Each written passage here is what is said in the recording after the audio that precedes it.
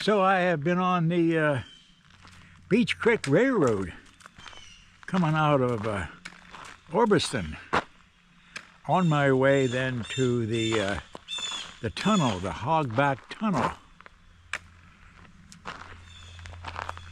I got a couple-mile walk, I expect, and I'm going to get to it. But first, then, is the bridge crossing.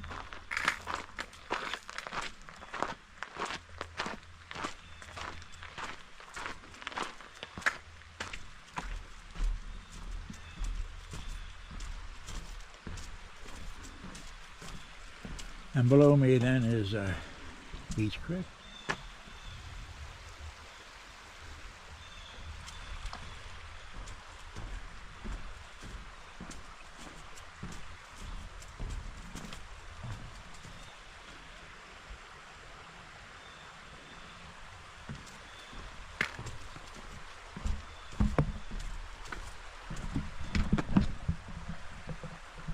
I'm moving along, maybe 2 miles an hour, 2.5 tops, on the old railroad bed. And I'm thinking about the local guy I was talking to in Orbiston. He told me, he said, I might see elk out here. He said he sees them. They're like Beech Creek. So I'm keeping my eye out not only for bears, but also for elk. Would that not be something if I could see an elk?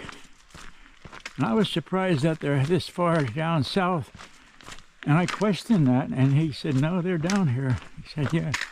I said, wow. So, moving along.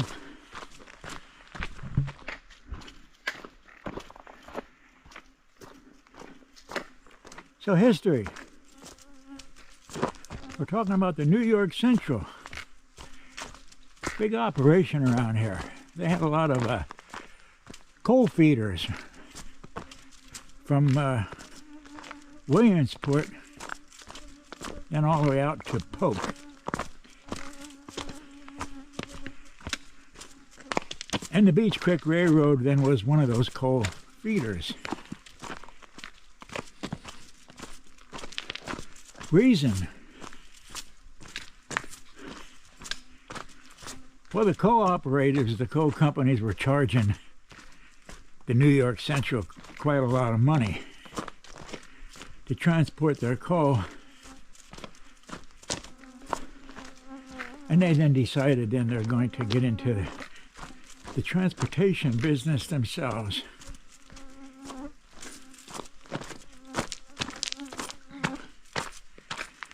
They didn't like them increasing costs. They never did, and they weren't afraid to spend a lot of money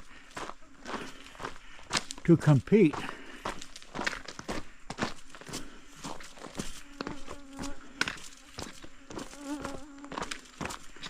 And as I'm making my way out here on the Beech Creek Railroad bed towards Hogback Tunnel, the sun's coming out. And I'm saying, oh, well, isn't it great?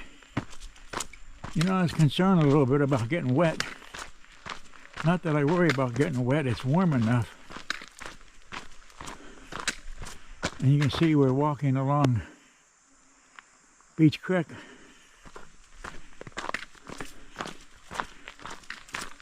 And I really expect to be there within an hour.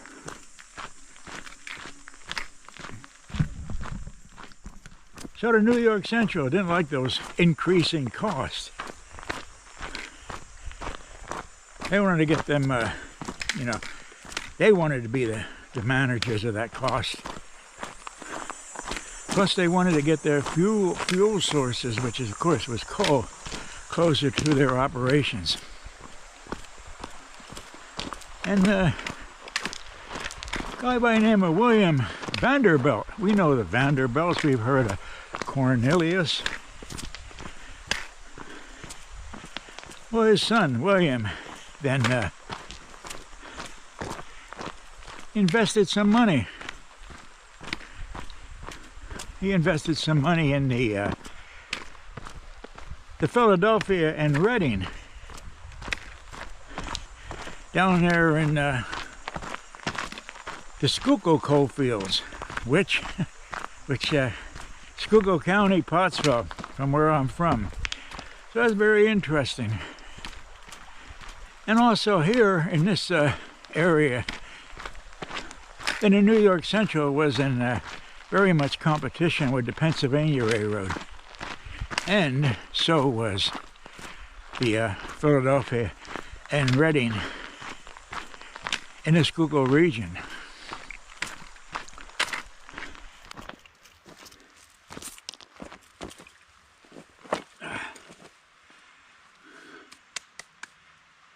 Well, a log is always a good place to take a break. Moving along. Beech Creek Railroad.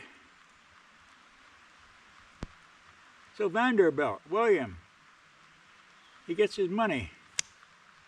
He invests in the McIntyre coal industry up above Williamsport. We know the McIntyre section up there of Pennsylvania Wilds. And he gets moving on his big project. Still investing. So who else do we know that invested in this? Samuel Clemens. We all know Samuel Clemens, don't we?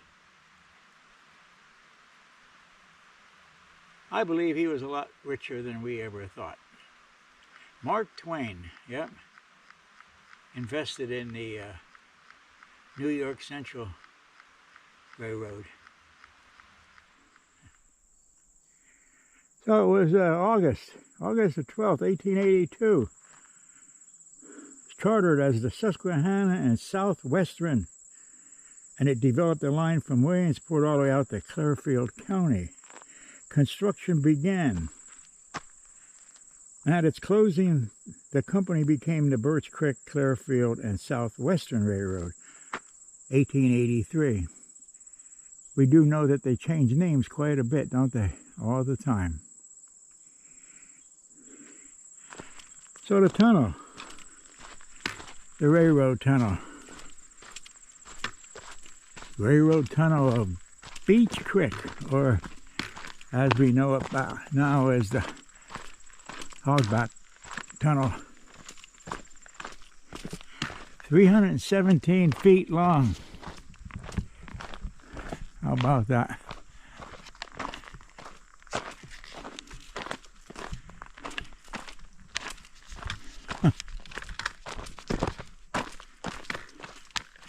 And here I am.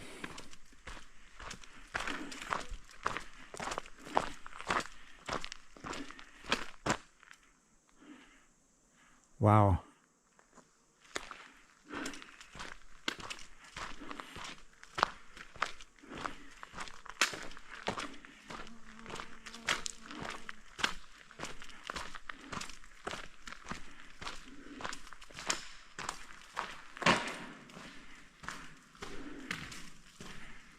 Hello.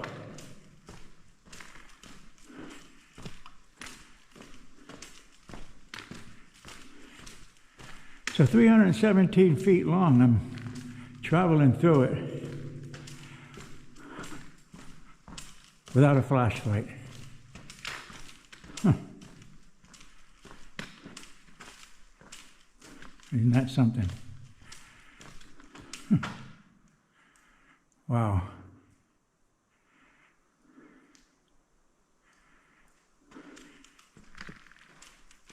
Yeah, how could I forget a flashlight?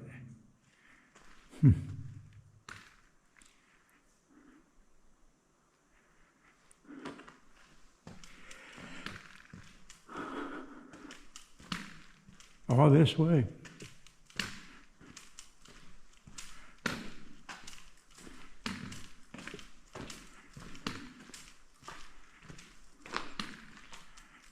Well, you could probably see the end.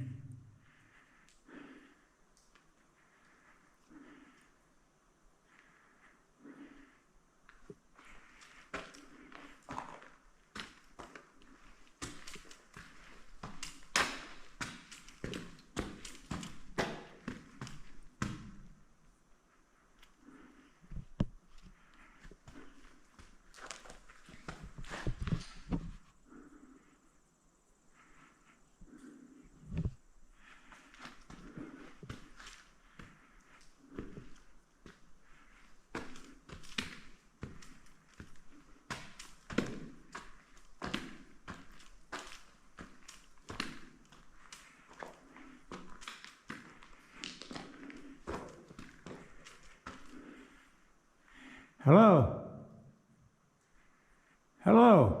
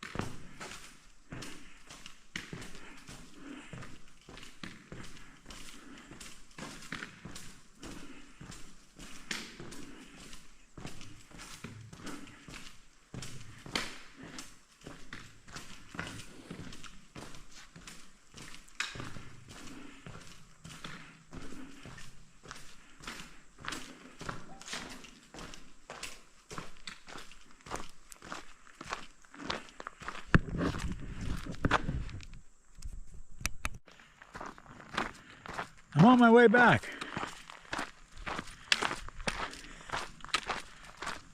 Thanks for watching. Been a good trip. Been a good walk. I imagine I could have taken my car in here. But I like walks. It's okay. It'll help me sleep tonight. So if you wanted to come in here, best way, get into Orbiston. You ought to be able to get into Orbiston. It's no problem. The GPS didn't necessarily work too good for me to get from Orbiston to here. And that's why I stopped and talked to some locals, and they were very gracious and informative and helped me get here. And one even offered to take me out in his truck. So if you get into Orbiston, go across the bridge. Bridge over Beech Creek or Beech Creek, whichever way. And as you cross the bridge, then on your right you'll see two roads. Take the upper one. That's the railroad bed. You got a truck, no problem. You could drive all the way in if you wish. SUV, yeah. A car, well, that's up to you. I drove about halfway in. I could have drove all the way in. Walk is fine.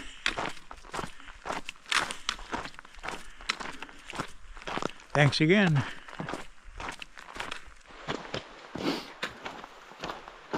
This is how these old rail beds and these old trails, old roads can be.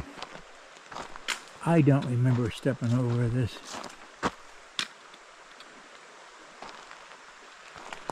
Oh, I might have said something like, well, it's a good thing I didn't bring my car out here. I think this happened since I've been out.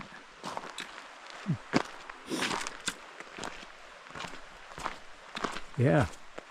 It would have been a long backup.